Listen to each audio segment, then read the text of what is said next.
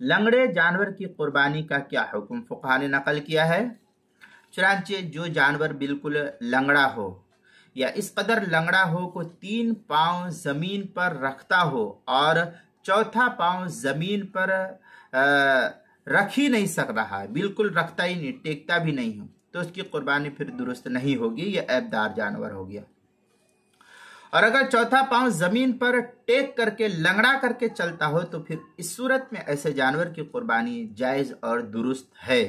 चुनांचे इस सिलसिले में काफी तफसीली बहस लिखते हुए अल्लामा शामी फतावा शाम के अंदर लिखते हैं, अल अर्जा वल्लती ला तमशी इलल मुंसिक अल-आई अल्लती ला यमकुनुहुल मश्यु बिरिजलिहा अर्जा। इस तरीके की बात जो है फतावा शामी के अंदर नकल की है। अल्लामा शामी रहमतुल्लाह अलैह ने काफी तफसीली बहस लिखते हुए 9वीं जिल्द सफ़ा 468 और जो कराची का छपा हुआ नुस्खा है उसकी 6ठी जिल्द सफ़ा 323 फतावा तातर खानिया जो जकरिया बुक डिपो देवबंद का हिंदी नुस्खा है उसके 17वीं जिल्द सफ़ा 426 फतावा हिंदिया उसकी 5वीं जिल्द सफ़ा 297